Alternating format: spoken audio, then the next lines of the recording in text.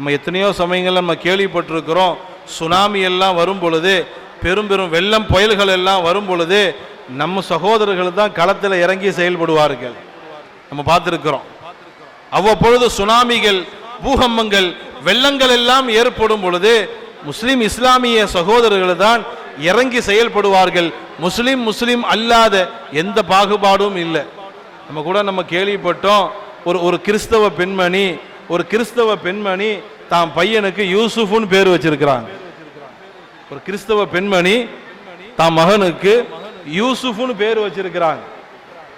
பின்னாடி கேட்டாங்க, எம்மா நீ கிறிஸ்டின்னு ஒரு ஜார்ஜ் அல்லது அந்த மாதிரி உன் இனத்தை சார்ந்த பெயர் அல்லவா வைக்கணும், ஆனால் முஸ்லீம்களுடைய பெயர் யூசுஃபை வச்சிருக்கிறியன்னு கேட்குறாங்க. நீ முஸ்லீம் அல்ல, நீ ஒரு கிறிஸ்துவர், ஆனால் நீ இஸ்லாமிய பெயர்களை தூக்கி யூசுஃப்னு வச்சிருக்கிறிய, என்ன காரணம் கேட்கும் பொழுது என் பிள்ளைக்கு கடவுள் அவன்தாங்கிறார். என் பிள்ளைக்கு கடவுள் யூசுஃப். ஏன் தெரியுமா? நான் வெள்ளத்தில் சிக்கி கொண்டிருக்கும் பொழுது என் பிள்ளையை காப்பாற்றியது ஒரு முஸ்லிம் வாலிபர் யூசுஃப் தான். என் பிள்ளை சுனாமியில் சிக்கி தத்தளித்து கொண்டிருக்கும் பொழுது தன் உயிரை கூட அவர் பெரிதுபடுத்தாமல் என் இனத்தை சார்ந்த மக்களே வர்றதுக்கு பயந்தாங்க. ஏன்னா நம்ம போய் காப்பாத்தினா நம்மளும் சேர்ந்து போயிடுவோமோ, நமக்கு விசா கொடுத்துருவாங்க. ஏன்னா அவங்கள காப்பாத்துறங்கிற பேர்ல நம்மளும் சேர்ந்து போயிடக்கூடாதுங்கிறதுக்காக வேண்டி என் இனத்தை சார்ந்தவர்கள் கூட எனக்கு உதவிக்கு வரல. ஆனால் இந்த இஸ்லாமிய இந்த வாலிபர் யூசுஃப் தன் உயிரை கூட பணயம் வைத்து தன் உயிரை கூட பெரிதுபடுத்தாமல் எனக்கு என்னை காப்பாத்தினாரு, என் பிள்ளைய காப்பாத்தினாரு. அதனால தான் அந்த பிள்ளைக்கு நான் யூசுஃப்னு பெயர் வைத்தேன்டாங்க. பண்பான பெருமக்களே, இப்படியெல்லாம் நாம் சிந்தித்து பார்க்கும் பொழுது நிறைய செய்திகளை நாம் பார்க்கலாம். ஸல்லல்லாஹு அலைஹி வஸல்லம் அவர்கள் மாற்று மத சகோதரர்கள் உடம்பு சரியில்லாம போனா நோய் விசாரிக்க போயிருக்கிறாங்க, மையத்து வந்தா எழுந்து நின்றிருக்கிறார்கள், அவங்களுக்கு துக்கம் விசாரிக்க போயிருக்கிறாங்க. இப்படி எத்தனையோ செய்திகளை நாம் பார்க்கலாம். அன்பான பெருமக்களே, நேரத்தினுடைய அவசியத்தை கருதி நான் அடுத்த தலைப்புகளுக்கு செல்ல வேண்டும் என்பதற்காக வேண்டி நான் சுருக்கமாக சொல்லிக்கொள்ள நான் ஆசைப்படுகிறேன். அன்பான பெருமக்களே, முதலாவதாக நாம் சொன்னது இஸ்லாம் தீவிரவாதத்தை போதிக்குதா இல்லையாதுங்கிறத நம்ம பார்த்தாச்சு. ரெண்டாவது, மாற்று மத சகோதரர்களுக்கு ரொம்ப சிரமத்தை கொடுக்குதுன்னு சொல்றாங்க. எந்த அளவுக்கு இஸ்லாம் மாற்று மத சகோதரர்களை கவனித்து வருகிறது, மாற்று மத சகோதரர்களுக்கு எந்த அளவுக்கு முக்கியத்துவம் கொடுக்கிறது என்பதையெல்லாம் நம்ம பார்த்தோம். இனி அடுத்து மூன்றாவதாக அவங்க சொல்லக்கூடிய குற்றச்சாட்டு என்ன? இஸ்லாம் மதம் மாற்றம் செய்கிறது. இஸ்லாம் என்ன செய்யுது? மதம் மாற்றம் செய்கிறது. சமீபத்தில் கூட ஒரு சட்டமாவே வந்துச்சு. யாராவது ஒரு மதத்தை சேர்ந்தவர் இன்னொரு மதத்தை சேர்ந்தவரை நிர்பந்தமான முறையில் அவர்களை தன்னுடைய மதத்திற்குள் இழுத்தால் அவருக்கு 5 ஆண்டுகள் சிறை தண்டனை வழங்கப்படும் என்றெல்லாம் இடையில சில தகவல்கள் வந்துச்சு. அது இஸ்லாத்தின் மீது, இஸ்லாத்திற்கு எதிராக போடப்பட்ட குற்றச்சாட்டு. அது இஸ்லாம் மக்களை நிர்பந்தமா தாம் மதத்துக்குள்ள இழுக்குது. இஸ்லாம் மக்களை நிர்பந்தப்படுத்தி தன்னுடைய மதத்திற்குள் திணிக்கிறது. அப்படி ஒன்றும் லோக்கல் பீஸ் அல்ல இஸ்லாம், சைனா பீஸ் அல்ல. ஆடு கொடுத்து மக்களை இஸ்லாத்தில் இணைப்பதற்கு இஸ்லாம் அவ்வளவு சீப்பான ஒன்று அல்ல. அன்பான பெருமக்களே, பின்னாடி நம்ம பேசுவோம் எப்படியெல்லாம் மக்கள் இஸ்லாத்துக்குள்ள வந்தாங்கிறத பிறகு நம்ம சொல்லுவோம். முதல்ல மார்க்கத்தை பொறுத்தவரை யாருக்கு நிர்பந்தம் கிடையாது. இஸ்லாம் யாரையும் நிர்பந்தப்படுத்தி மதமாற்றம் செய்யணுங்கிற அவசியமே நிர்பந்தப்படுத்த கூடாதுங்கிறது தான். லா இக்ராஹ ஃபித்தீன், மார்க்கத்தில் எந்த நிர்பந்தமும் கிடையாது. அவங்க பிரியம். ஃபமன் ஷா ஃபல்யுமிர் வமன் ஷா ஃபல்யக்ஃபுர். சத்தியம் எது, அசத்தியம் எது அப்படிங்கிறது உங்களுக்கு தெரிஞ்சிருச்சு. சாப்பாட்டையும் முன்னாடி வச்சிருக்குது, நஜிஸையும் வச்சிருக்குது. இது நஜிஸு சாப்பிடாத, இது சாப்பாடு சாப்பிடணுங்கிற சொல்லணுங்கிற அவசியம் அல்ல. சராசரி மனிதர்களுக்கு எது நஜிஸுன்னு தெரியும், எது உணவுங்கிறது தெரியும். இஸ்லாத்துக்குள்ள ஒரு ஆளை கொண்டு வருவதற்கு மதமாற்றம் செய்யணுங்கிற அவசியமெல்லாம் இல்லை. தானாக அவர்கள் சிந்தித்தாலே அவர்கள் புரிந்து கொள்வார்கள். அது போக இஸ்லாத்தினுடைய அடிப்படை கலாச்சாரமே யாரையும் நிர்பந்தப்படுத்தவே கூடாது. அசிங்கம். ஒரு ஆளு தானா நம்மகிட்ட வர்றது இருக்கும், நிர்பந்தப்படுத்தி நமக்குள்ள வர்ற வைக்கிறதுக்கு வித்தியாசம் இருக்குது. தானா வர்றாங்கிறது அது ஒரு கண்ணியம். ஒரு ஆளை நிர்பந்தப்படுத்தி நீ என் மதத்துக்குள்ள வாரேங்க நமக்கு அசிங்கம் தானே அது. அந்த வேலையெல்லாம் இஸ்லாம் செய்யாத அன்பான பெருமக்களை. அவ்வளோ ஒரு சீப்பான மார்க்கம் அல்ல அடுத்தவங்களை நிர்பந்தப்படுத்தி இஸ்லாத்துக்குள்ள கொண்டு வர வேண்டும் என்று. மார்க்கத்தினுடைய அடிப்படை கலாச்சாரமே அதுதான். நிர்பந்தம்லாம் படுத்தாத. அப்படி ஒன்றும் மோசமான சீப்பான மார்க்கம் அல்ல. பிளாட்ஃபார்ம் துணி மாதிரி கிடையாது. வாங்க வாங்க வாங்க வாங்கிட்டு போங்கன்னு சொல்லக்கூடியது. தானாக வருவார்கள். வரலாற்றிலே எத்தனையோ செய்திகளை நாம் பார்க்கிறோம். ஹுசைன் இப்னு சாலிம் அவங்க இஸ்லாத்தை ஏற்றுக்கொள்கிறார்கள். ஹுசைன் இப்னு சாலிம் இஸ்லாத்தை ஏற்றுக்கொண்டு அவங்க மதீனாவுக்கு போயிடுறாங்க. அவங்க 2 பிள்ளைங்க இஸ்லாத்தை ஏற்றுக்கல. ஹுசைன் இப்னு சாலிம் அத்தா முஸ்லீம் ஆயிட்டார். பிள்ளைங்க 2 பேர் முஸ்லீமா ஆகல. யதார்த்தமா மக்காவில் இருக்கக்கூடிய அந்த பிள்ளைகள் வியாபார நோக்கமாக மதீனாவுக்கு வராங்க. மதீனால அத்தா இருக்கிறாங்க, வாப்பா இருக்கிறாங்க. தான் 2 மகன்களை பிடித்து இஸ்லாத்தை ஏற்றுக்கொள் முஸ்லீமாக ஆகும் நிர்பந்திக்கிறாங்க. பிள்ளைங்க 2 பேரும் இஸ்லாத்தை ஏற்றுக்கொள்ளல. இவன் மட்டும் தான் இஸ்லாம் ஆயிருக்கிறாங்க. அத்தா முஸ்லீமோ, பிள்ளைங்க 2 பேரும் முஸ்லீம் கிடையாது. அத்தா நிர்பந்தப்படுத்துறார், முஸ்லீம் ஆவுன்னு. மக முடியாதுங்கிறாங்க. எங்களுக்கு இன்ட்ரெஸ்ட் கிடையாது, எங்களுக்கு இஸ்லாத்துல வர்றதுக்கு இஷ்டம் கிடையாது அப்படின்னு பிள்ளைகள் மறுக்கிறாங்க. அத்தா நிர்பந்தப்படுத்துறாங்க. இந்த தகவல் ரசூலுல்லாஹ்வுடைய காதுக்கு போயிருது. ரசூலுல்லாஹ்வுக்கு இந்த செய்தி போயிருது. ஸல்லல்லாஹு அலைஹி வஸல்லம் அவர்கள் அத்தாவை கூப்பிட்டு, என்ன பிள்ளைங்களை இஸ்லாத்தை ஏற்றுக்கொள்ள சொல்லி நிர்பந்தப்படுத்துகிறீங்களாமே, ஒரு செய்தி வந்துச்சு, நீங்க முஸ்லீம் ஆயிட்டீங்க, உங்க பிள்ளைங்க முஸ்லீமா ஆகல, ஆனா நிர்பந்தப்படுத்துகிறீங்களாமான்னு கேட்கிறாங்க. ஆமா யா ரசூலல்லாஹ், என் பிள்ளைங்க என்னுடைய ஒரு துண்டு, நான் சொர்க்கத்தில் இருக்க, அந்த பிள்ளைங்க நரகத்தில் இருக்கும்போது என்னால் எப்படி தாங்க முடியும் என்று கேட்டதற்கு அல்லாஹ் ஆயத்தை இறக்கிறான். லா இக்ராஹ ஃபித்தீன், மார்க்கத்திலே எந்த நிர்பந்தமும் கிடையாது என்பதாக அல்லாஹ் ஆயத்தை இறக்குகிறான். அன்பான பெருமக்களே, இஸ்லாமிய ஆட்சி இந்தியாவிலே முகலாய ஆட்சி 1000 வருஷம் ஆண்டிருக்கிறாங்க. இந்தியாவில் முகலாய ஆட்சி 1000 ஆண்டுகள் வாழ்ந்திருக்கிறார்கள். அவர்கள் நினைத்திருந்தால் மதம் மாற்றம் செய்ய வேண்டும் என்று அவர்கள் நினைத்திருந்தால் இந்தியாவில் ஒரு மாற்றார்கள் கூட இருந்திருக்க மாட்டாங்க. அவ்வளவு பேரை முஸ்லிமாக ஆக்கியிருப்பார்கள். இதிலும் குறிப்பாக 600 வருஷம் யூபியை இஸ்லாம் ஆண்டிருக்கிறது. 600 வருஷம் யூபியில் இஸ்லாமிய ஆட்சி. ஆனா யூபியினுடைய முஸ்லீமுடைய பெர்சன்டேஜே வெறும் 14 தான். 600 வருஷம் இஸ்லாமிய ஆட்சி யூபியில் நடந்திருந்தும் கூட அப்ப என்ன செஞ்சிருக்கணும்? 600 வருஷம் யூபியில இஸ்லாமிய ஆட்சினா கிட்டத்தட்ட 90% முஸ்லீமா இருந்திருக்கணும். ஒரு 10% வேற கொஞ்சம் அப்படி இப்படி இருந்திருக்கலாம். 600 வருஷம் இஸ்லாம் ஆண்ட முகலாய ஆட்சியில யூபியில முஸ்லிம்களுடைய சதவிகிதமே வெறும் 14% சொன்னா எந்த மன்னர்களும் யாரையுமே நிர்பந்தப்படுத்தல. வரலாற்றிலே ஒரு செய்தி பதிவு செய்யப்படுகிறது. சுல்தான் மலிக் மன்சூர் கலாலூன் என்று சொல்லக்கூடியவர் அவருடைய ஆட்சி காலத்தில் நிர்பந்தப்படுத்தினார். சுல்தான் மலிக் மன்சூர் கலாலூன் என்பவர், அந்த மன்னர் தான் ஆட்சிக்கு வந்ததற்கு பிறகு மக்களை எல்லாம் நிர்பந்தப்படுத்தினார். எல்லாம் முஸ்லீம் ஆகணும், இல்லைன்னா கொன்றுவேன், முஸ்லீம் ஆகணும், இல்லைன்னா அது பண்ணிடுவேன். அவரை பயந்து நிறைய பேர் முஸ்லீம் ஆனாங்க. அதே அந்த காலகட்டத்தில் உலமாக்கள் எல்லாம் சேர்ந்து எதிர்த்தார்கள். நிர்பந்தப்படுத்தக்கூடாது, யாரையும் நிர்பந்தப்படுத்தக்கூடாது என்று உலமாக்கள் வெறும் 6 மாசத்துல அவர் சட்டம் போட்டு 6 மாசத்தில் இவர்கள் ஒரு பெரிய ஃபத்வா வெளியிடுறாங்க. இஸ்லாத்துல நிர்பந்தம் என்பது கிடையாது, நீங்க பிரியப்பட்டு இஸ்லாத்துல இருந்துன்னா இருங்க, இல்லைன்னா நீங்க பழையபடி உங்க மார்க்கத்துக்கே போய்விடுங்கள் என்று அவர்கள் ஒரு ஃபத்வா வெளியிடுகிறார்கள். அதுல எத்தனையோ இந்த மன்னருக்கு பயந்து முஸ்லீமாக ஆனவர்கள் எல்லாம் திருப்பி பழைய மதத்துக்கே போயிட்டாங்க. இஸ்லாம் யாரையும் நிர்பந்தப்படுத்தாது அன்பான பெருமக்களே, யாரையும் நிர்பந்தப்படுத்தாது. இதுல இன்னொரு விஷயம் தெரியுமா?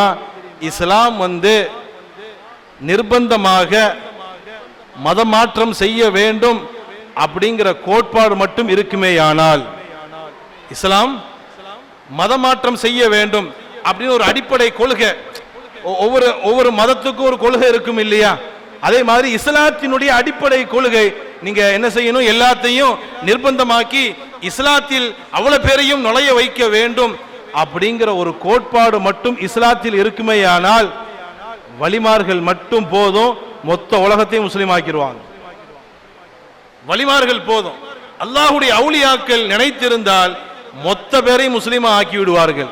ஒரு பெரிய வேலையே இல்லை. எத்தனையோ வரலாறுகள் நம்ம பார்த்திருக்கிறோம்.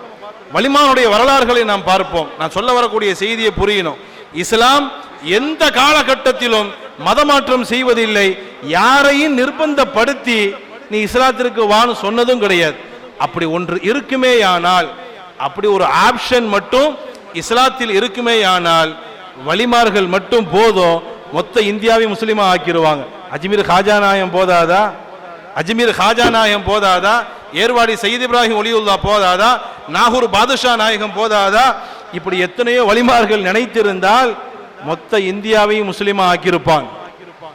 வரலாற்றிலே நாம் பார்க்கிறோம் பெரும் பெரும் நோய்களை எல்லாம் தீர்த்து வைத்தவர்கள் வலிமார்கள். பெரும் பெரும் நோய்களை எல்லாம் தீர்த்து வைத்தவர்கள் வலிமார்கள். வரலாற்றில் நிறைய செய்திகள் நம்ம பார்க்கலாம். நான் உதாரணத்துக்கு ஒன்றை மட்டும் நான் சொல்லுகிறேன். பாதுஷா நாயகம், நாகூரில் அடங்கி இருக்கக்கூடிய ஷாவுலமீது நாகூரி பாதுஷா நாயகம் ரலியல்லாஹு அன்ஹு அவர்கள் உலகத்தை பூரா சுத்திக்கிட்டு வராங்க. அப்படி தஞ்சாவூருக்கு வராங்க. தஞ்சாவூர்ல அச்சத்தப்பன் நாயக்கன், தஞ்சாவூர்ல இன்னைக்கு வர பாஷா நாயத்தினுடைய உருசுக்கு அவங்கள்ட்ட இருந்தா சில பொருட்கள் வந்துகிட்டு இருக்குது. அச்சத்தப்ப நாயக்கன் கடுமையான சூனியத்தினால் பாதிக்கப்பட்டிருக்கிறாங்க. எத்தனையோ பெரும் பெரும் பெரும் பெரும் மந்திரவாதிகள் எல்லாம் இந்த அச்சத்தப்ப நாயக்கனை சரி செய்வதற்கு முயற்சி பண்றாங்க, முடியல. செய்வினை எங்க வைக்கப்பட்டிருக்குதுன்னே தெரியல. ஏன்னா ரொம்ப பயங்கரமான முறையில் வச்சிருக்கிறாங்க. மன்னருக்கு கடுமையான முறையில் சூனியம் செய்யப்பட்டிருக்கிறது. எங்க வச்சிருக்கிறாங்க அது தெரிஞ்சாதானே எடுக்கிறது. எங்க வச்சிருக்கிறாங்கன்னே தெரியல. ஷாவுலமீது பாதுஷா நாயகம் அவர்கள் தஞ்சாவூர் வழியாக வரும் பொழுது இப்படி ஒரு மகான் வந்திருக்கக்கூடிய செய்தி அரண்மனைக்கு தெரிகிறது. அவர்கள் அரண்மனைக்கு அழைத்து வரப்படுகிறார்கள். பாஷா நாயகத்தினுடைய மன்னருடைய தகவல்களை சொல்லப்படுது. பாஷா நாயகத்திட்ட மன்னரை பற்றி சொல்லப்படுகிறது. பாஷா நாயகம் அமைதியாக சொன்னார்கள், இந்த வழியா மேல போங்க, மேல ஒரு தூண் இருக்குது, ஒரு மினாரா, அந்த மினாராக்கு உள்ள போய் பாருங்க, ஒரு புறா இருக்கும், அந்த புறாவில் குண்டூசிகள் குத்தப்பட்டு அதை எடுத்துட்டு வாங்கன்ட்டாங்க. எந்த மருத்துவர்களாலும் குணப்படுத்த முடியாத நோய், பெரும் பெரும் மன்னர்கள் எல்லாம் கைவிடப்பட்ட நோய். பாதுஷா நாயகம் சொன்னார்கள், அந்த மினாராவுக்குள்ள போய் பாருங்க. ஓடி பார்க்கிறாங்க, உள்ள ஒரு புறா இருக்குது, அந்த புறா குண்டூசிகளால் குத்தப்பட்டு இருக்கிறது. கொண்டு வந்து கொடுத்ததற்கு பிறகு பாதுஷா நாயகம் அவர்கள் ஒவ்வொரு குண்டூசியா எடுக்கிறாங்க. ஒவ்வொரு குண்டூசியாக எடுத்து மொத்த குண்டூசியும் எடுத்ததற்கு பிறகு மன்னர் சுகமாக ஆகிறார். பொதுவாகவே கடுமையான நோயில் பாதிக்கப்பட்டவர்கள் சுகமானதற்கு பின்பு கேட்பாங்க, உங்களுக்கு என்ன வேணும்? ஏன்னா உயிர் போகக்கூடிய கண்டிஷன்ல இருந்தாங்க. பாஷா நாயகம் அவர்கள் அவரை காப்பாற்றினார்கள். அவன் சந்தோஷத்துல உங்களுக்கு என்ன வேணும், நான் என்ன கேட்டாலும் தாரேன் அப்படின்னு அவன் சொல்லுவான். எல்லா மன்னர்களுக்கும் இதே நிலை ஏற்பட்டிருக்கிறது. எல்லா மன்னர்களுக்கும் அதே மாதிரி வரலாற்றிலே நாம் பார்க்கலாம். காலி தாஜுத்தீன், நீங்க மதுரைக்கு போனா தெரியும், காளி மார்க்குன்னு சொல்லிட்டு ஒரு தெரு இருக்கும். மதுரைக்கு நீங்க போனா தெரியும், காளி மார்க்குன்னு சொல்லிட்டு காஜிமார் தெரு, காஜிமார் தெருன்னு ஒரு தெரு இருக்கும் மதுரையில. அது என்ன தெரு? அது எப்படி வந்துச்சு அந்த தெரு? காலி தாஜுத்தீன் ரஹமத்துல்லாஹி அலைஹி அவர்கள் அந்த வழியாக வருகிறார்கள். அப்போ ஒரு மன்னருக்கு நோய் ஏற்படுகிறது, கடுமையான நோய். பெரும் பெரும் வைத்தியர்கள் எல்லாம் வந்து பார்த்து அது ஃபெயிலியர் ஆயிடுச்சு. மன்னர் ஏதாவது மருத்துவர்களால் கைவிடப்பட்டார். இன்னும் சொல்ல போனா வேர்ல்டு லெவல்ல அவர் அறிவிப்பு செய்தார், உலக பிரசித்தி பெற்ற எந்த மருத்துவர்கள் வந்து குணப்படுத்தினாலும் அவருக்கு தக்க சன்மானங்கள் வழங்கப்படும். வேர்ல்டு லெவல்ல சைனா, அங்கே இங்க அமெரிக்கா, பெரும் பெரும் நாடுகளில் இருந்தெல்லாம் பிரத்யேகமான ஸ்பெஷலிஸ்ட் மருத்துவர்கள் எல்லாம் வந்து அந்த மன்னரை பார்த்து விட்டு எங்களால முடியாதுன்னு போயிட்டாங்க. அவ்வளவுதாங்க, இதுக்கு பிறகு ஒன்றும் செய்ய முடியாதுன்னு. அந்த நேரத்தில் தான் காலி தாஜுத்தீன் ரஹமத்துல்லாஹி அலைஹி அவர்கள் அந்த வழியாக வருகிறார்கள். அவர்களுக்கு அந்த தகவல்கள் கொடுக்கப்படுகிறது. என்ன மருந்து கொடுத்தாங்க தெரியுமா? மருத்துவர்களால் கைவிடப்பட்ட உலக லெவலில் தேர்ச்சி பெற்ற பெரும் பெரும் மருத்துவர்கள் எல்லாம் இவரை குணப்படுத்த முடியாதுங்க, இப்படியே தான் இருப்பாரு, அப்படியே பார்த்துக்குங்கன்னு சொல்லிட்டு போன அந்த மன்னரை காதி தாஜுத்தீன் ரஹமத்துல்லாஹி அலைஹி எப்படி ஷிஃபா வாக்குனாங்க தெரியுமா? தான் செருப்பை கழட்டி கொடுத்து அவன் தலையில வைங்கன்றாங்க. ஒரு ஆயுர்வேதிக்கோ அல்லது யூனானியோ இந்த மருத்தெல்லாம் கொடுக்கல. என்ன சொன்னாங்க? காதி தாஜுத்தீன் தான் காலில் கடந்த செருப்பை கழட்டி கொடுத்து அவர் தலையில தூக்கி வையுங்கன்றாங்க. ஃபர்ஸ்ட் யோசிச்சாங்க, செருப்பை தூக்கி தலையில வைக்கிறதா? வையி, உனக்கு ஷிஃபா கதம்ல தான் இருக்குது, உனக்கு ஷிஃபா கதம்ல தான் இருக்குது. எடுத்து தலையில் தூக்கி வைத்தார்கள், ஷிஃபா கிடைத்தது. உடனே அவர் கேட்டார், உங்களுக்கு என்ன வேணும்? பொதுவாகவே அரசர்கள் எல்லாம் நோயில் இருந்து அவர்கள் ஷிஃபா பெற்றதற்கு பிறகு அடுத்தவங்க அதுதான் கேட்பாங்க, என்ன வேணும். மகான்மார்கள் நினைத்திருந்தால், இங்க தான் நான் சொல்ல வரேன், மகான்மார்கள் நினைத்திருந்தால் அவங்க ஒரே வார்த்தை, நீ முஸ்லிம் ஆகணும், இருக்கக்கூடிய மக்கள் பூரா முஸ்லிம் ஆகணும்னு சொன்னா அவ்வளவு பேரும் ஆகிடணும். ஒரே வார்த்தை அந்த மன்னரை பார்த்து, நீ முஸ்லிமாவு, நீ எந்த நாட்டை ஆண்டுகிட்டு இருக்கிறியோ அத்தனை பேரும் முஸ்லீமாக ஆக வேண்டும் என்று சொல்லியிருந்தால் இன்னைக்கு இந்தியா பூரா முஸ்லீமாக தான் இருக்க வேண்டும். ஆனா அந்த வழிமார்கள்லாம் என்ன சொன்னாங்க? எனக்கு தொழுகிறதுக்கு ஒரு பள்ளிவாசல் கட்டி கொடுத்தா போதுன்றாங்க. நான் இங்க தங்கி இருப்பதற்கும் மக்களுக்கு தீனை ஹயாத்தாக ஆக்குவதற்கும் எனக்கு சின்ன ஒரு பள்ளிவாசலை கட்டித்தா. இன்னைக்கு எங்க போனாலும் பள்ளிவாசலோடு வலிமாருடைய தர்காக்கள்ல பள்ளிவாசல் இருக்குதுன்னா அவங்க மூலமா வந்ததுதான். தர்காக்கு பக்கத்தில் இருக்கக்கூடிய பள்ளிவாசல்கள் பூரா அந்த வலிமார்கள் மூலமாக வந்ததுதான். நான் இங்கே சொல்ல வருவது, இஸ்லாம் என்பது மக்களை நிர்பந்தப்படுத்தி இஸ்லாத்திற்குள் கொண்டு வர வேண்டும் என்றால் ஒரு பெரிய சிரமமும் இல்லை. வலிமார்கள் ஈஸியா வேலையை முடிச்சுட்டு போயிருப்பாங்க. அந்த வேலையை அவங்க திரும்பி கூட பார்க்கல. அன்பான பெருமக்களை, ஆக சுருக்கமாக சொல்ல போனால் இஸ்லாம் யாரையும் நிர்பந்தப்படுத்தி இஸ்லாத்திற்குள் வர சொல்லவில்லை. இனி அடுத்து இஸ்லாத்தை பத்தி சொல்லக்கூடிய ஒரு பெரிய ஒரு குற்றச்சாட்டு இப்ப சமீபத்தில் அதுதான் போயிட்டு இருக்குது. திடீர்னு ஒரு பள்ளிவாசலுக்குள்ள போறாங்க, ஆய்வு செய்யறாங்க, இந்த இடத்துல முதல்ல கோயில் இருந்ததுங்கிறாங்க. அப்படித்தான் நடந்துகிட்டு இருக்குது. அன்னைக்கு பாபரி மசூதியிலேருந்து ஆரம்பிச்சு இப்ப இதைத்தான் இந்த ட்ரெண்டை தான் கையில் எடுத்திருக்கிறாங்க. இப்ப சமீபத்தில் கூட அஜ்மீருடைய தர்கா கோயில் இருக்குதுன்னுட்டானுங்க. என்ன சொல்றாங்க? முதல்ல இங்க கோயில் இருந்துச்சு, அந்த கோயிலை இடிச்சு பள்ளிவாசலை கட்டிட்டாங்க. முதல்ல மார்க்க சட்டம் என்ன தெரியுமா? மார்க்க சட்டம் என்ன தெரியுமா? அபகரிக்கப்பட்ட பொருளில், அபகரிக்கப்பட்ட நிலத்தில் பள்ளிவாசல் கட்டினா அது பள்ளிவாசலே கிடையாது, கோயிலுன்னு இல்ல.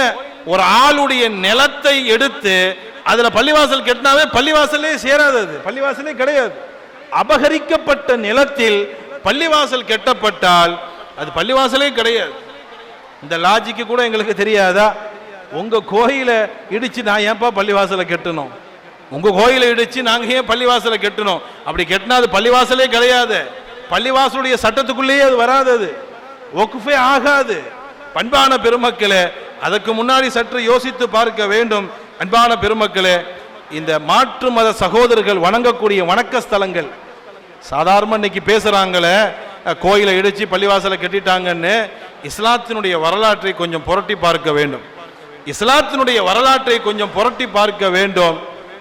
எப்போ ஸல்லல்லாஹு அலைஹி வஸல்லம் அவங்க காலத்தில் இருந்து அதற்கு பிறகுடைய சஹாபாக்களுடைய காலத்திலும் சரி, அதற்கு பிறகு வரக்கூடிய காலத்திலும் சரி, போருக்கு போனா ஃபர்ஸ்ட் சட்டமே என்ன தெரியுமா?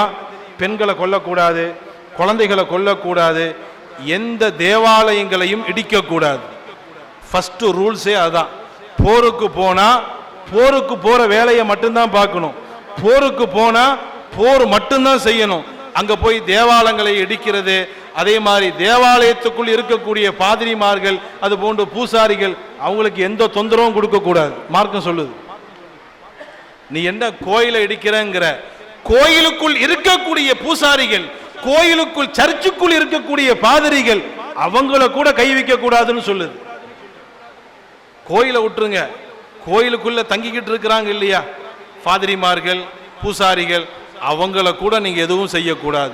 போருக்கு போறீங்கன்னா போருக்கு போயிட்டு மட்டும்தான் வரணுமே தவிர வணக்க ஸ்தலங்களை எல்லாம் இடிக்கக்கூடாது என்று மார்க்கம் சொல்லுகிறது. நான் சொல்லுவது போன்று ஆரம்பத்தில் நான் சொன்னேன், இஸ்லாத்தை சரியா புரியல, இஸ்லாத்தை சரியாக புரியவில்லை. இஸ்லாம் வந்து கோயிலை பூரா இடிச்சு இடிச்சு பள்ளிவாசலை கட்டி வச்சிருக்குது. வரலாற்றிலே ஒரு செய்தி தெரியுமா அன்பான பெருமக்களே? உமர் இப்னு அப்துல் அசீஸ் ரஹ்மத்துல்லாஹி அலைஹி அவங்க காலகட்டத்தில் நடைபெற்ற ஒரு செய்தி. வலீத் இப்னு அப்துல் மலிக்குல் உமவி, வலீத் இப்னு அப்துல் மலிக் என்பவர் திமிஷ்க் நாட்டில், வலீத் இப்னு அப்துல் மலிக் என்பவர் டமாஸ்கஸ் திமிஷ்க் நாட்டில் ஒரு சர்ச்சை இடிச்சு பள்ளிவாசலோட சேர்த்துட்டார். பள்ளிவாசலுக்கு பக்கத்தில் சர்ச்சு, இந்த சர்ச்சை இடிச்சு பள்ளிவாசலோட எக்ஸ்டெண்ட் பண்ணி விட்டார். பாதிரிமார்கள் எல்லாம் சேர்ந்து உமர் இப்னு அப்துல் அசீஸ்ட்ட வந்து சொல்லிட்டாங்க, இந்த மாதிரி எங்களுக்கு சர்ச்சு இருந்தது, இந்த கவர்னர் எல்லாத்தையும் உடைச்சி பள்ளிவாசலோட சர்ச்சை சேர்த்து விட்டார்னு சொன்ன உடனே உமர் இப்னு அப்துல் அசீஸ் ரஹ்மத்துல்லாஹி அலைஹி அவர்கள் உடனே ஆர்டர் போட்டார்கள், எது உடைக்கப்பட்டதோ திருப்பி அதே மாதிரி உடைச்சி அவங்க கையில் கொடுங்கன்ட்டாங்க. எந்த சர்ச்சு உடைக்கப்பட்டு பள்ளிவாசலோடு சேர்க்கப்பட்டதோ அதே மாதிரி திருப்பி பள்ளிவாசலிருந்து அந்த சர்ச்சை உடைச்சி ஃபாதிமார் கையில் கொடுங்கள் என்று இஸ்லாமிய மார்க்கம் சொல்லியிருக்கிறது. என்றால் கோயில்களை இடித்து பள்ளிவாசலை கட்டணுங்கிற அவசியம் அல்ல. இன்னும் சொல்ல போனால் ஜஹாங்கீர் என்ற முகலாய மன்னர் மதுராவில் உள்ள கோபன் தேவி என்று சொல்லக்கூடிய கோயிலை கட்டுறதுக்கு இவர் தான் இடம் கொடுத்திருக்கிறார். கோயிலை இடிச்சு பள்ளிவாசலை கட்டுறாங்கன்னு பார்த்தா ஜஹாங்கீர் என்ன செய்யறாரு, கோபன் தேவின்னு சொல்லக்கூடிய ஒரு கோயில் மதுரால இருக்குது, ஒரு கோபன் தேவின்னு கோயில், அந்த கோயில் கட்டுறதுக்கு இவர் தான் இடம் கொடுத்திருக்கிறார். யாரு? ஜஹாங்கீர். அதே மாதிரி அன்பான பெருமக்களே, திப்பு சுல்தான் ரஹ்மத்துல்லாஹி அலைஹி அவர்கள் கோயிலை கவனிச்ச மாதிரி வேற யாரும் கவனிச்சதே கிடையாது. திப்பு சுல்தான் ரஹ்மத்துல்லாஹி அலைஹி அவர்கள் கோயில்களுக்கு மார்க்கம் என்பது வேறு, ஆனால் உனக்குரிய உரிமை என்பது வேறு. நான் நல்லவனா கெட்டவனா அல்லாஹ் தீர்மானிக்கட்டும். அதே சமயத்தில் அவர்கள் பொதுவாக நடந்து கொண்டார்கள் அழகான முறையில். திப்பு சுல்தான் ரஹ்மத்துல்லாஹி அலைஹி அவர்கள் நிறைய அன்பளிப்புகள், அந்த இன்னைக்கு வெளியிடப்படக்கூடிய அந்த நூலில் கூட பதிவு செய்யப்பட்டிருக்கிறது. திப்பு சுல்தான் ரஹ்மத்துல்லாஹி அலைஹி அவர்கள் கோயில்களுக்கு நிறைய அன்பளிப்புகளை கொடுத்திருக்கிறாங்க. அத மாதிரி சில கோயில்களுக்கு ஆபத்துகள் வரும் பொழுது அந்த ஆபத்துகளை கூட திப்பு சுல்தான் ரஹ்மத்துல்லாஹி அலைஹி அவர்கள் தடுத்திருக்கிறார்கள். பள்ளிவாசலுக்கு அல்ல கோயில்களுக்கு வரக்கூடிய ஆபத்துகளை கூட திப்பு சுல்தான் ரஹ்மத்துல்லாஹி அலைஹி அவர்கள் கோயிலுக்கு எந்த ஆபத்தும் வராத அளவுக்கு பாதுகாத்து இருக்கிறார். பண்பான பெருமக்களை, இஸ்லாம் இந்த அளவுக்கு மாற்று மதத்தை சார்ந்த சகோதரர்களுக்கும் அவர்கள் வணங்கக்கூடிய தேவாலயங்களுக்கும் முக்கியத்துவம் கொடுக்கும் பொழுது கோயிலை இடிச்சு பள்ளிவாசலை கட்டுமா? அன்பான பெருமக்களை, நான் இறுதியாக செய்திக்கு வருகிறேன். இஸ்லாத்துக்குள்ள நுழைவதற்கு யாரையும் நிர்பந்தப்படுத்த வேண்டிய அவசியம் கிடையாது. இஸ்லாத்திற்குள் நுழைவதற்கு யாரையும் நிர்பந்தப்படுத்த வேண்டிய அவசியம் கிடையாது. தானாக இஸ்லாத்திற்குள்ளே நுழைவார்கள். இஸ்லாம் அப்படிப்பட்ட மார்க்கம். யாரையும் நிர்பந்தப்படுத்தி இஸ்லாத்துக்குள் வர வேண்டிய அவசியம் அல்ல. வரலாற்றிலே சில செய்திகளை பார்த்தால் நமக்கு தெரியும். ஸல்லல்லாஹு அலைஹி வஸல்லம் அவர்கள் ஹுனைன் போரை முடிச்சிட்டு வராங்க. சொல்ல வரக்கூடிய செய்தியை நல்ல முறையில் கவனிக்க வேண்டும். இஸ்லாம் யாருக்கும் நிர்பந்தப்படுத்தி அவங்களை இஸ்லாத்துக்குள்ள கொண்டு வரணுங்கிற அவசியம் அல்ல. இஸ்லாம் எவ்வளவு உன்னதமான மார்க்கம் என்பதை மக்கள் புரிந்து கொண்டு தானாகவே வந்திருக்கிறார்கள். இஸ்லாம் எவ்வளவு மென்மையான மார்க்கம், எவ்வளவு அழகான மார்க்கம், எவ்வளவு நேர்மையான மார்க்கம் என்பதை அவங்களே புரிஞ்சு வந்திருக்கிறாங்க. வரலாற்றிலே நிறைய செய்திகள் சொல்லலாம். ரெண்டே சில செய்திகளை மட்டும் நான் சொல்வேன். ஸல்லல்லாஹு அலைஹி வஸல்லம் அவர்கள் ஹுனைன் போரை முடிச்சிட்டு வராங்க. ஸல்லல்லாஹு அலைஹி வஸல்லம் அவர்கள் ஹுனைன் போரை முடிச்சிட்டு வராங்க. தொழுகையுடைய டைம் வருது. தொழுகையுடைய டைம் வரும் பொழுது பாங்கு சொல்லப்படுகிறது. ஒரு சஹாபி பாங்கு சொல்றாங்க. திடீரென்று வெளியிலிருந்து ஒரு சப்தம். இவங்க பாங்கு சொன்னா இதே மாதிரி வெளியிலிருந்து அல்லாஹு அக்பர் கேலி பண்றது. இங்கே ஒரிஜினல் பாங்கு சொல்லப்பட்டால் வெளியில இருந்து சில வாலிபர்கள் பாங்க கேலி செய்யறாங்க. பாங்கு முடிந்ததற்கு பிறகு ஸல்லல்லாஹு அலைஹி வஸல்லம் அவங்கள்ட்ட தகவல் கொடுக்கப்படுது. இந்த மாதிரி வெளியில யாரோ வாலிபர்கள் நம்ம சொல்லக்கூடிய பாங்க கேலி பண்றாங்க.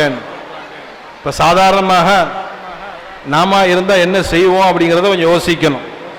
ஸல்லல்லாஹு அலைஹி வஸல்லம் சொன்னாங்க, யார் யாரெல்லாம் கேலி செஞ்சாங்களோ அவ்வளவு பேரையும் தூக்கிட்டு வாங்கன்ட்டாங்க.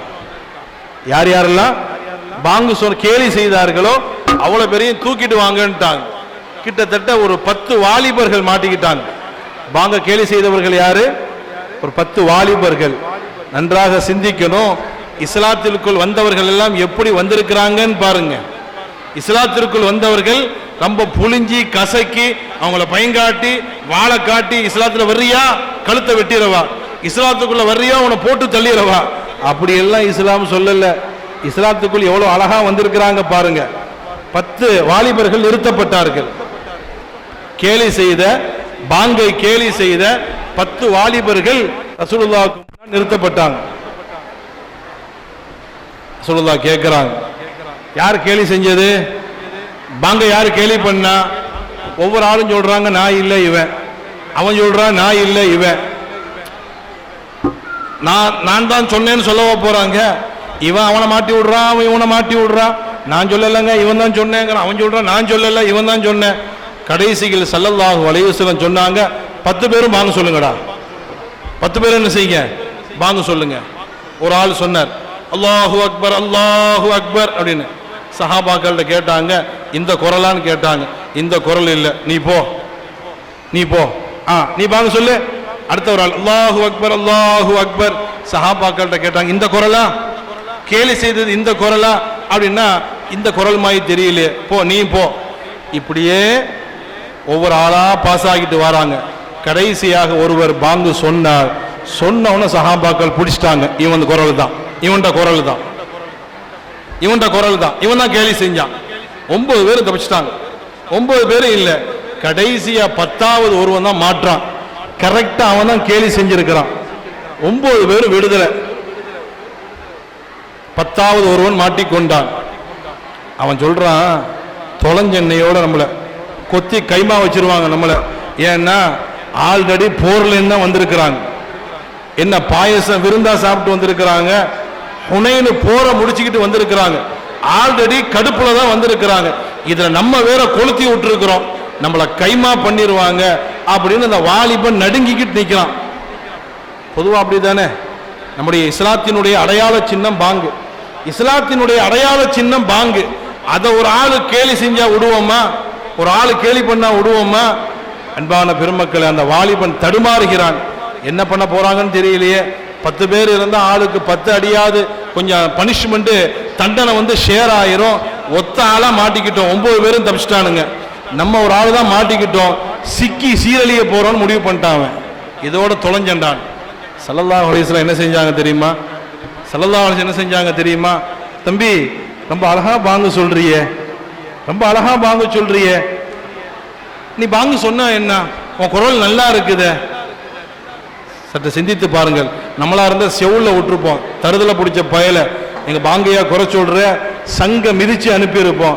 ஆனா ஸல்லல்லாஹு அலைஹி வஸல்லம் அந்த 15 வயசு வாலிபன்ட்ட, ரொம்ப அழகா பாங்கு சொல்றியப்பா, உன் குரல் ரொம்ப நல்லா இருக்குது, நீ பாங்கு சொல்லு பாங்கு அப்படின்னு சொன்ன உடனே அவன் கைகாலெல்லாம் நடுங்கி போய், நம்ம என்னமோ நினைக்கிறோம், என்ன வேற மாதிரி வேற ட்ராக்ல போற மாதிரி தெரியுது, நம்ம திங்க் பண்ணது ஒன்னா தெரியுது, இங்க வேற மாதிரி ஏதோ நடக்குது. ரொம்ப தங்கியவனாக, எனக்கு எப்படி பாங்கு சொல்ல தெரியும், அங்கே சொன்னாங்க அதை பார்த்து நானும் சேர்த்து சொல்லி கேலி பண்ணேன், இப்போ திடீர்னு புசுக்குன்னு பாங்கு சொல்லுங்கன்னா நான் எப்படி பாங்கு சொல்லுவேன் அப்படின்ற உடனே, நான் சொல்லித்தரேன் சொல்லு, நான் சொல்லித்தரேன் சொல்லு, அல்லாஹு அக்பர் அல்லாஹு அக்பர் சொல்லு. அந்த வாலிபன் சொல்றான், அல்லாஹு அக்பர் அல்லாஹு அக்பர். ஹதீஸிலே வருகிறது, மொத்த பாங்கையும் சொல்லி கொடுத்தார்கள் நாயகம் ஸல்லல்லாஹு அலைஹி வஸல்லம் அவர்கள். பாங்கை கேலி செய்த வாலிபனுக்கு, பாங்கை கேலி செய்த, பாங்கை கொச்சைப்படுத்திய அந்த வாலிபருக்கு மொத்த பாங்கையும் சொல்லி கொடுத்து தலையிலிருந்து நெஞ்சு வர தடவுறாங்க. கையை எடுத்த உடனே கலிமா சொல்லிட்டாங்க. அந்த 15 வயசு வாலிபன் ஸல்லல்லாஹு அலைஹி வஸல்லம் அவர்கள் தலையிலிருந்து நெஞ்சு வரை தடவுகிறார்கள். தடவுன அடுத்த செகண்ட் அந்த வாலிபன் அஷ்ஹது அல்லா இலாஹ இல்லல்லாஹ் வ அஷ்ஹது அன்னக ரசூலுல்லாஹ் என்ற கலிமா சொல்லி இஸ்லாத்தை ஏற்றுக்கொள்கிறார். என்ன ஆட்சி தெரியுமா? என்ன ஆட்சி தெரியுமா? பாங்கை கேலி செய்த அந்த வாலிபனை கலிமா சொல்லி கொடுத்து பாங்கை கற்றுக் கொடுத்து மதீனாவுடைய மஸ்ஜிது நபவிக்கு முஅத்தினாக ஆக்கிட்டாங்க. மஸ்ஜிது நபவிக்கு முஅத்தினாக ஆக்கினார்கள். அந்த வாலிபர் தான் அபூ மஹதூரா ரஹ்மத்துல்லாஹி அலைஹி. மதீனாவுடைய முஅத்தின் யாரு? அபூ மஹதூரா. இந்த அபூ மஹதூரா எப்படி இஸ்லாத்தை ஏற்றுக்கொண்டார்கள் என்பதற்கு வரலாறு சொல்லப்படும் பொழுது இந்த வரலாறு தான் சொல்லுவாங்க. அபூ மஹதூரா மௌத்தா போகும் பொழுது முடி கால் வரை இருந்துச்சான், முட்டு வரை இருந்துச்சான். அபூ மஹதூரா கடைசி காலகட்டத்தில் தலைமுடி முட்டு வரை இருந்துச்சான். சஹாபாக்கள்லாம் கேட்டாங்களா, என்ன இவ்வளவு பெரிய லேடிஸ் மாதிரி முடிய வளர்த்து வச்சிருக்கிற, வெட்ட வேண்டியதானே? என் ஹபீப் கை வச்ச முடிய வெட்ட மாட்டேன்ட்டார். என் ஹபீப் கை வைத்த பகுதி முடியை நான் வெட்ட மாட்டேன் என்று சொன்னது மட்டுமல்ல, வரலாற்றிலே பதிவு செய்யப்படுகிறது அபூ மஹதூராவுடைய முடி தொடை வரை இருந்தது, எல்லாம் வெளுத்து விட்டன. நாயகம் எந்த இடத்துல கை வச்சாங்களோ அந்த இடம் மட்டும் கருப்பாவே இருந்துச்சு. ஸல்லல்லாஹு அலைஹி வஸல்லம் அவர்கள் எந்த தலையில கையை வைத்தார்களோ அந்த இடம் மட்டும் கடைசி வரை கருப்பாக இருந்தது மட்டுமல்ல, அன்னைக்கு அபூ மஹதூரா முஅத்தினாக நியமிக்கப்பட்டவர்கள் இன்னைக்கு வர அவங்க குடும்பம் தான் பாங்கு சொல்லிட்டு இருக்கு. இன்னைக்கு வர அபூ மஹதூராவுடைய குடும்பம் தான் மஸ்ஜிது நபவியுடைய முஅத்தின். பாங்கை கேலி செய்தவர், பாங்கை கொச்சைப்படுத்தியவர் கடைசியில் எந்த நிலைக்கு ஆளாகினார்? இஸ்லாம் யாரையும் நிர்பந்தப்படுத்தி எல்லாம் முஸ்லிமாக்க வேண்டிய அவசியம் அல்ல. இஸ்லாத்தினுடைய யதார்த்த தன்மை, இஸ்லாத்தினுடைய யதார்த்த குணங்களை புரிந்து கொண்டால் முஸ்லிம் ஆயிருவாங்க.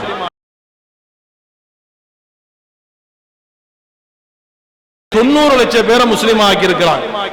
கௌசுல் முஹியுத்தீன் அப்துல் காதிர் ஜீலானி கத்தஸல்லாஹு சிர்ரஹு அஸீஸ் சொல்வார்கள், என் உபதேசத்தின் மூலமாக, என்னுடைய நசீஹத்தின் மூலமாக, என்னுடைய உபதேசத்தின் மூலமாக ஆயிரக்கணக்கான யூதர்கள், ஆயிரக்கணக்கான கிறிஸ்தவர்கள் இஸ்லாத்தை ஏற்றுக்கொண்டிருக்கிறார்கள்.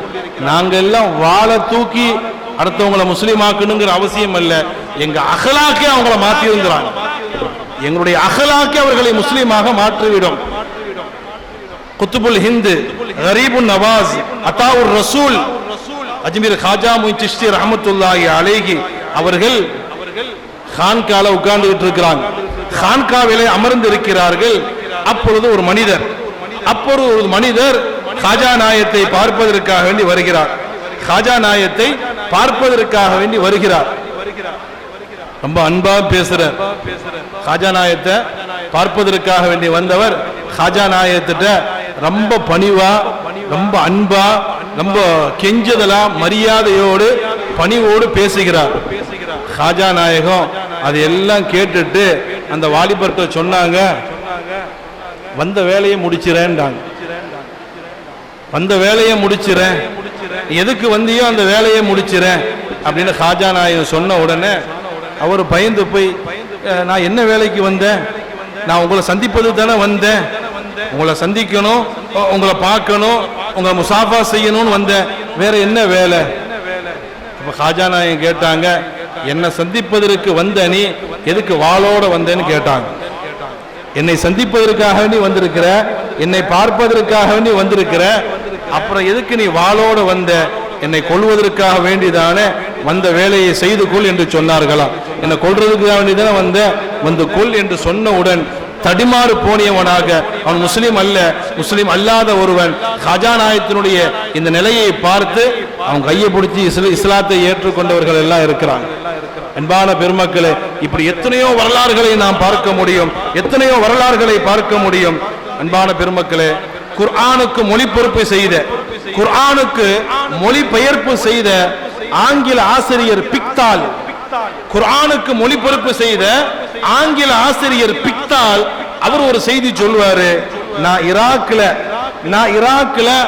ஆங்கில அரசாங்கத்திற்கு கீழே நான் வேலை பார்த்துக்கிட்டு இருக்கிறேன். பிக்தால் சொல்றார், நான் ஈராக்ல ஆங்கில அரசாங்கத்தின் கீழ் நான் வேலை பார்த்துக்கிட்டு இருக்கிறேன். அவர் சொல்றாரு, அவர் முஸ்லீம் ஆயிட்டார். இந்த பிக்தால் பிற்காலத்தில் முஸ்லீமா ஆகிறார். தான் எப்படி முஸ்லீமாக ஆனேன் என்பதற்கு அவர் ஒரு விளக்கத்தை கொடுக்கிறாரு. நான் ஈராக்கில் வேலை செஞ்சுக்கிட்டு இருக்கும் பொழுது திடீரென சும்மா கொஞ்சம் ஓய்வா இருப்போமேங்கிறதுக்காக வேண்டி நான் என் வீட்டு மாடிக்கு வெளியில வந்து நின்றேன். சும்மா ஒரு காத்து வாங்க உட்காருவோங்கிறதுக்காக வேண்டி வீட்டு வாசல்ல வந்து நின்றேன். கீழே பார்த்தா ஒரு வாலிபர் ஒரு வயதானவர், ஒரு வாலிபர் ஒரு வயதானவர், ரெண்டு பேருக்கு மத்தியில வாக்குவாதம் நடந்துகிட்டு இருக்கு. பிக்தால் சொல்ற யதார்த்தமா வெளியில வந்து சும்மா ஒரு வேடிக்கை பார்க்கலாமேன்னு வந்தா என் வீட்டுக்கு கீழே ஒரு வாலிபரும் ஒரு வயசானவர் ரெண்டு பேரும் வாக்குவாதம் பேசிக்கிட்டு இருக்கிறாங்க. இந்த பிக்தால் அதை பார்த்துக்கிட்டே இருக்கிறார். இதுல அந்த வயோதிகர் மிக கடுமையான வார்த்தையை பயன்படுத்துறார். யாரை பார்த்து? வாலிபரை பார்த்து. யார் அந்த வாலிபர்? செவுல விட்டான கீழே விழுந்துருவார் அந்த வயோதிகர்.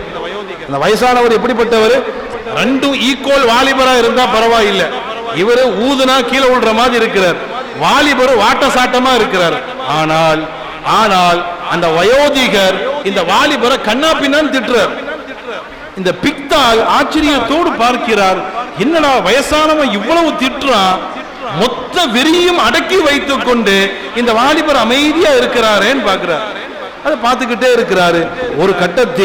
ஒரு கட்டத்தில் அந்த வாக்குவாதம் முத்தி வயோதிகர் வாலிபரை ஓங்கி கண்ணத்துல அரைஞ்சிடுறார்.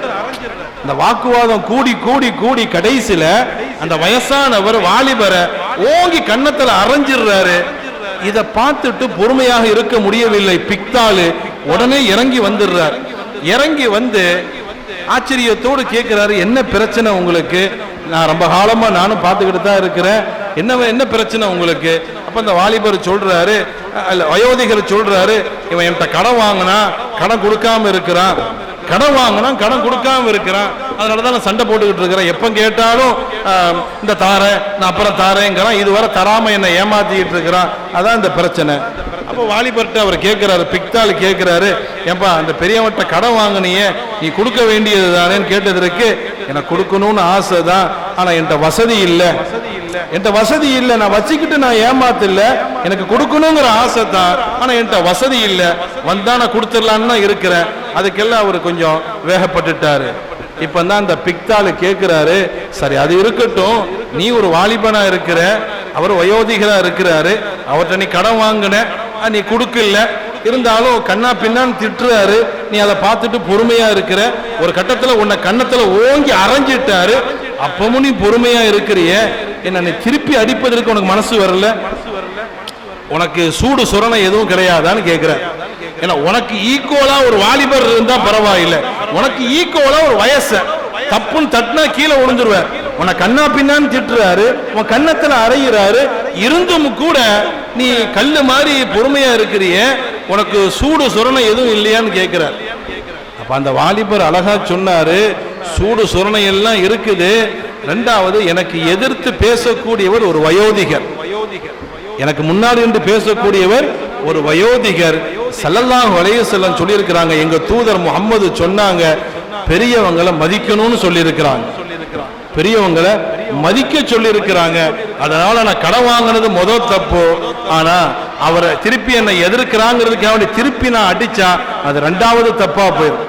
அந்த பெரியவரை நான் மதிக்காதது போன்று நான் ஆகிவிடுவேன், அதனாலதான் அவர் எவ்வளவு அடிச்சாலும் நான் தாங்கிக்கிறேன் என்று சொன்னார். சொன்னவுடன் பிக்தால் ஆச்சரியப்பட்டவராக, இஸ்லாம் இவ்வளவு கண்ணியத்தை போதிக்கிறதா, இஸ்லாம் இவ்வளவு உன்னதமான மார்க்கமா என்று சொல்லி பிக்தால் இஸ்லாத்தை ஏற்றுக்கொள்கிறார் என்றால், அன்பான பெருமக்களே, இஸ்லாத்தில் ஏற்றுக்கொள்வதற்கு, ஒருவர் இஸ்லாத்தை ஏற்றுக்கொள்வதற்கு அந்த இஸ்லாத்தினுடைய நற்குணங்களே போதுமானதாக இருக்கும்.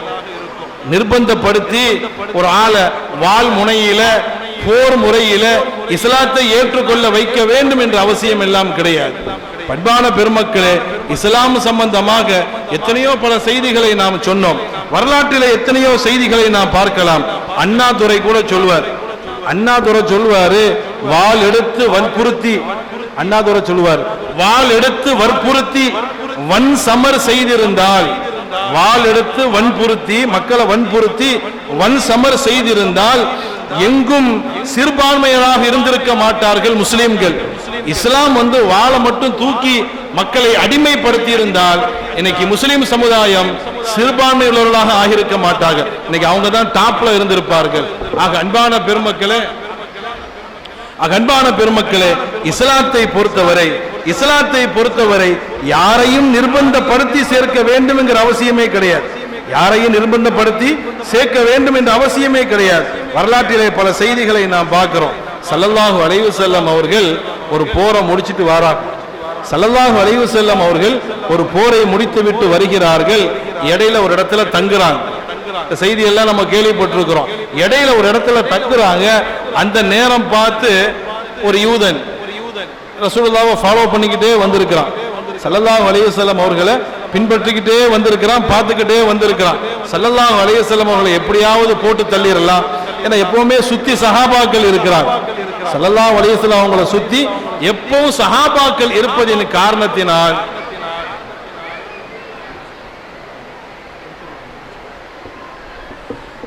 அப்ப அவன் தருணம் பார்த்துக்கிட்டு இருக்கிறான். ரசூலுல்லாஹ் எப்பமாவது தனியாக வந்தால் நம்ம அவங்கள ஓச்சிடலாம். கரெக்டா அதே நேரம் பார்த்து ஸல்லல்லாஹு அலைஹி வஸல்லம் அவர்கள் ஒரு தனியா சஹாபாக்கள் இடத்துல இருக்கிறாங்க. ஸல்லல்லாஹு அலைஹி வஸல்லம் அவர்கள் தனியா வாளை தொங்க போட்டுட்டு படுத்தார்கள். படுத்த உடனே கொஞ்ச நேரத்துல அந்த யூதன் ரசூலுல்லாஹ்வுடைய வாளை கையில் எடுத்துட்டான்.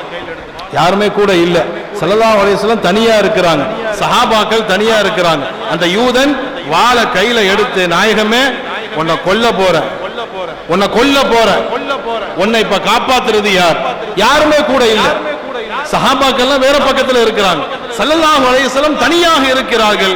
அந்த யூதன் கேட்கிறான், மை யஸிமுக மின்னி, இப்ப நான் உன்னை கொல்ல போறேன், உன்னை காப்பாத்துறது யார்? முடிஞ்சா பண்ணிக்கோ. என்னுடைய பிளானே அதான். நீ எங்கேயாவது தனியா சிக்குவேன்னு பார்த்தேன், கரெக்டா சிக்கிட்ட. இப்ப உன்னை போட்டு தள்ள போறேன், உன்னை காப்பாத்துறது யார்? ஸல்லல்லாஹு அலைஹி வஸல்லம் அமைதியாக அல்லாஹ்னு ஒரு வார்த்தை சொன்னாங்க. ஒரே வார்த்தை, ஹதீஸிலே வரக்கூடிய வார்த்தை அல்லாஹ் என்ற ஒரு வார்த்தையை சொன்னார்கள். அந்த வார்த்தையை கேட்டவுடன் அந்த யூதனுடைய கையில இருந்த வாள் அப்படியே உருவி கீழே விழுந்துருச்சு. அல்லாஹ்ங்கிற ஒரு வார்த்தை, அல்லாஹ் என்ற ஒரு வார்த்தையை கேட்டவுடன் யூதனுடைய கையில் இருந்த வாள் அப்படியே உருகி கீழே விழுந்த உடனே ஸல்லல்லாஹு அலைஹி வஸல்லம் அந்த வாளை தூக்கி, இப்போ சொல்டா உன்னை யாரா காப்பாத்து? கொஞ்ச நேரத்துக்கு முன்னாடி நீ கேட்டா இல்ல என்ன பார்த்து, இப்ப நான் கேட்கிறேன், உன்னை காப்பாத்துறது யார்? அவன் உடனே ரசூலுல்லாஹ்வுடைய காக்கா, உங்களை தவிர வேற யாரும் இல்லைன்ட்டாங்க. நாயகமே, உங்களை தவிர வேற யார் இருக்கா என்ன காப்பாத்துறது? சரி போ அப்படின்னு நாயகம் ஸல்லல்லாஹு அலைஹி வஸல்லம் அவர்கள் அந்த யூதனை மன்னித்து விட்டார்கள். அவன் நேரம் தான் கூட்டத்துக்கு போயிட்டான். கூட்டத்துல போய், இப்படிப்பட்ட ஒரு சிறந்த ஆளை நான் பார்த்ததே இல்லை, நான் அவரை கொல்றதுக்கு நான் பிளான் பண்ணேன், ஆனா அவர் என்னை கொல்வதற்கு நேரம் வரும் பொழுது என்னை மன்னிச்சு விட்டுட்டாரு, இந்த மாதிரி ஒரு நல்ல மனுஷன் நான் பார்த்ததே இல்லை, கூட்டு வந்து மொத்த பேரையும் முஸ்லீம் ஆக்கிட்டு போயிட்டார். அன்பான பெருமக்களே, இஸ்லாம் இப்படிதான் பரவியதை தவிர யாரையும் நிர்பந்தப்படுத்தி பழகியது அல்ல. பொதுவா சொல்லுவாங்க, அப்ப ஏன் போர் செஞ்சாங்க? இஸ்லாம் வந்து யாரையும் நிர்பந்தப்படுத்தல அப்படின்னா அப்புறம் எதுக்கு போர் செய்தார்கள் என்றால் தன்னை தற்காத்துக் கொள்வதற்காக வேண்டிதான். போர் என்பது முஸ்லிம்களை அதாவது மக்களை நிர்பந்தப்படுத்தி முஸ்லிமாக ஆக்குவதற்காக வேண்டி அல்ல, தற்காப்புக்காக வேண்டி, அசம்பாவிதத்தை நீக்குவதற்காக வேண்டி, அநியாயங்களை அடக்குவதற்காக வேண்டிதான் போர் செய்யப்பட்டதே தவிர யாரையும் முஸ்லிமாக ஆக்குவதற்காக வேண்டி அல்ல. கடைசியாக ஒரே ஒரு செய்தியை சொல்லி நான் முடிவுக்கு வருவேன். கடைசியா பொதுவா இதைத்தான் சொல்றாங்க. இஸ்லாம் சம்பந்தமான எத்தனையோ செய்திகள் எல்லாம் சொன்னதற்கு பிறகு இப்ப கடைசியில என்ன சொல்றாங்க? இந்தியா வந்து இந்துக்களுக்குரியது, இந்தியாங்கிறது இந்துக்களுக்குரியது, முஸ்லிம் எல்லாம் பாகிஸ்தானுக்கு போயிருங்க, முஸ்லிம்கள் எல்லாம் பாகிஸ்தானுக்கு போயிருங்க, இந்தியா இந்துக்களுக்குரியது அப்படின்னு சொல்லக்கூடிய ஒரு நிலையை பார்க்கிறோம். நம்ம என்ன சொல்றோம்? நாங்க பாகிஸ்தானுக்கு போகணுங்கிற அவசியம் இல்லை, உலகத்துல எங்க வேண்டுமானாலும் போவோம். முஸ்லிம்களாகிய நாங்கள் நல்லா கவனிக்கணும். என்ன சொல்றாங்க? இந்தியாங்கிறது இந்துக்களுக்குரியது, முஸ்லிம்களுக்கு இங்க இடமே கிடையாது, அதனால பாகிஸ்தானுக்கு போங்க. நாங்க பாகிஸ்தானுக்கு போவோம், சங்கிஸ்தானுக்கு போவோம், சஜகிஸ்தானுக்கு போவோம், நாங்க எங்க வேண்டுமானாலும் போவோம். எங்களுக்கு பாகிஸ்தானுங்கிறது அல்ல. இன்ன அருளி வாசியத்துன், அல்லாஹ் சொல்றான், என் பூமி விசாலமானதுங்கிறான். அல்லாஹுடைய பூமி உலகம் முழுவதும் இருக்கிறது, நாங்க எங்க வேண்டுமானாலும் போய்கொள்வோம். நாங்க பாகிஸ்தானுக்கு தான் போகணுங்கிற அவசியம் அல்ல, உலகத்தில் நாங்கள் எங்கு வேண்டுமானாலும் போய்கொள்வோம். ஆனா எங்களை பார்த்து சொல்லக்கூடிய நீங்கள் ஒரு விஷயத்தை மனதில் வைத்துக் கொள்ளுங்கள். எங்களை பாகிஸ்தானுக்கு போக சொல்றீங்க, எங்களுக்கு அது பெரிய கஷ்டமே இல்லை. நாங்க பாகிஸ்தானுக்கும் போவோம், வேற எந்த நாட்டுக்கு வேண்டுமானாலும் போவோம். உலகம் முழுவதும் பூமி எங்களுக்கு சொந்தமானது. நாங்க எங்க வேண்டுமானாலும் போய்கொள்வோம். எங்க ரப்பு எல்லா இடத்திலையும் இருக்கிறான். எங்களுடைய ரப்பு உலகம் முழுவதும் இருக்கிறான். நாங்க எங்க போனாலும் அவன் எங்களை வாழ வைப்பான். ஆனா சொல்றதுக்கு முன்னாடி நீங்க கொஞ்சம் யோசிச்சுக்குங்க. ஏன்னா 1947க்கு முன்னாடி இந்தியாவினுடைய நிலை என்னங்கிறத கொஞ்சம் யோசிச்சு சொல்லுங்க. 1947க்கு முன்னாடி இந்தியாவினுடைய நிலை எவ்வாறு இருந்தது, இந்தியாவில் வாழ்ந்த மக்களுடைய நிலை எவ்வாறு இருந்தது அப்படிங்கிறத கொஞ்சம் யோசிச்சு சொல்லுங்கள். அடிமைத்தனத்துவத்தில் இருந்த ஆங்கிலேய பிரிட்டிஷனுடைய ஆட்சியில் சிக்கி கிடந்த அந்த இந்தியாவுக்கு சுதந்திரத்தை கொடுத்தது யார்? முஸ்லிம்களை பாகிஸ்தானுக்கு போங்கிறீங்களே, உங்களுக்கு சுதந்திரத்தை கொடுத்தது யாரு? இந்தியாவில் மக்களை நிம்மதியாக வாழ வைத்தது யாரு? 1947க்கு முன்னாடி இந்தியாவினுடைய நிலை என்ன, இந்தியாவில் வாழ்ந்த மக்களுடைய நிலைகள் என்ன, கொஞ்சம் யோசிச்சு பார்த்தீர்களா? உங்களுக்கு சுதந்திரத்தை வாங்கி கொடுத்தது யார்? இன்னைக்கு இந்தியாவில் இந்தியர்களாகிய நாம் நிம்மதியாக வாழ்வதற்கு யாரு காரணம்? அவுரங்கசீப் ஹஜ்ஜிக்கே போகல. அவுரங்கசீப் ஹஜ்ஜிக்கே போகல. மக்கள் கேட்டாங்க, ஹஜ்ஜிக்கு ஏன் போகல, ஹஜ்ஜிக்கு ஏன் போகலன்னு கேக்குறாங்க. அவுரங்கசீப் ஹஜ்ஜிக்கு போகல. மக்கள் கேக்குறாங்க, ஹஜ்ஜிக்கு ஏன் போகல? அவுரங்கசீப் சொல்றாங்க, ஹஜ்ஜிக்கு போறது அல்லாஹ்வுக்கு செய்ய வேண்டிய கடமை. நன்றாக யோசிக்க வேண்டும். ஹஜ்ஜிக்கு செல்வது என்பது ஹுகூகுல்லாஹ், அல்லாஹ்வுக்கு செய்ய வேண்டிய கடமை. நாட்டை ஆள்வது என்பது ஹுகூகுல் இபாத், அடியார்களுக்கு செய்ய வேண்டிய கடமை. ஹஜ்ஜிக்கு நான் ஏன் போகல, நாளைக்கு அல்லாஹ் கேட்டா நான் பதில் சொல்லிக்கிருவேன். ஆனால் நான் ஹஜ்ஜிக்கு போன அந்த நேரத்தில் நாட்டில் ஏதாவது அசம்பாவிதம் நடந்தால் நாளைக்கு என்னால் அல்லாஹ்ட்ட பதில் சொல்ல முடியாதுன்றாங்க. இந்திய நாட்டுக்காக வேண்டி, இந்திய மக்களுக்காக வேண்டி ஹஜ்ஜிக்கு கூட போகாதவர்கள் தான் அவுரங்கசீப் ரஹ்மத்துல்லாஹி அலைஹி. நேரம் முடிந்து விட்டதுங்கிற சீட்டு வந்ததுனால அதுக்கு பிறகு எனக்கு பேசுவதற்கு எனக்கு கொடுக்கப்பட்ட டைமே 1 மணி தான்.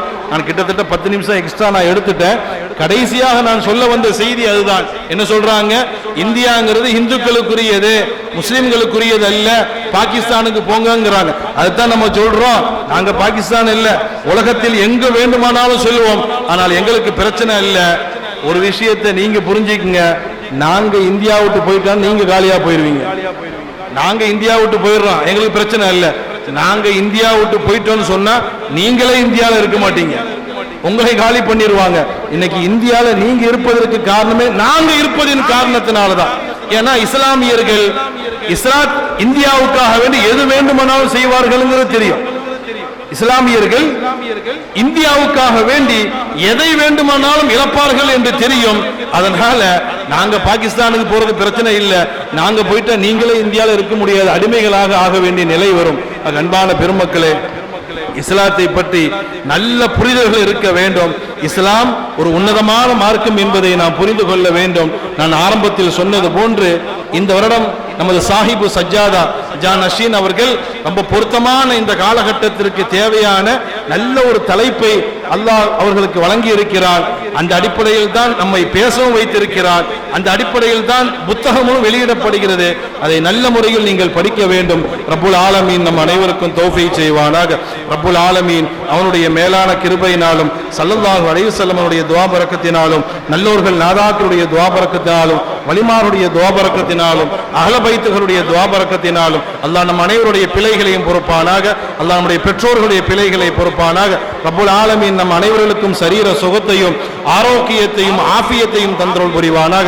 அல்லாஹ் நம் அனைவருடைய எல்லாவித ஹலாலான ஹாஜத்துகளை நிறைவேற்றி கொடுப்பானாக. நம்முடைய எல்லாவித கஷ்டங்கள் சிரமங்களை அல்லாஹ் நீக்குவானாக. ரப்புல் ஆலமீன் புனிதமான இந்த மஜ்லிஸையும் இந்த மஜ்லிஸிற்கு வருகை தந்தவர்களையும் இந்த மஜ்லிஸை ஏற்பாடு செய்தவர்களையும் இந்த மஜ்லிஸிற்காக வேண்டி பெரும் சிரமம் எடுத்தவர்களையும் அல்லாஹ் இம்மையிலும் மறுமையிலும் மேலான நற்கூலி வழங்குவானாக. குறிப்பாக இந்த மஜ்லிஸினுடைய கதாநாயகர் சஜ்ஜாதா ஜான் நஷீன் அக்பர் அலி ஹுசைனி தவ்வலல்லாஹு உம்ரஹு, அல்லாஹ் ஜல்லஷானஹு வ தஆலா சாஹிப் அவர்களுக்கு நீண்ட ஆயுளையும் சரீர சுகத்தையும் ஆரோக்கியத்தையும் ஆஃபியத்தையும் தந்தருள் புரிந்து இன்னும் பல சேவைகள் செய்வதற்கு அல்லாஹ் தௌஃபீக் செய்வானாக. இது போன்ற அஹ்ல பைத்துகளோடு கடைசி வரை தொடர்பில் இருந்து நாளை சுவனத்திலும் இதே அஹ்ல பைத்துகளோடு சுவனத்தில் இருப்பதற்கு அல்லாஹ் நம் அனைவருக்கும் தௌஃபீக் செய்வானாக. இந்த நல்ல தருணத்தில் பேசுவதற்கு வாய்ப்பளித்த சஜ்ஜாதா ஜா நஷீன் அவர்களுக்கும் குலாமானே அஹ்ல பைத்தினுடைய அத்துணை அங்கத்தினர்களுக்கும் ஜமாத்தார்களுக்கும் மனமார்ந்த நன்றியை நான் தெரிவித்துக் கொள்கிறேன். வ ஆகிரு தஅவானா அல்ஹம்துலில்லாஹி ரப்பில் ஆலமீன். அஸ்ஸலாமு அலைக்கும் வ ரஹ்மத்துல்லாஹி வ பரகாத்துஹு.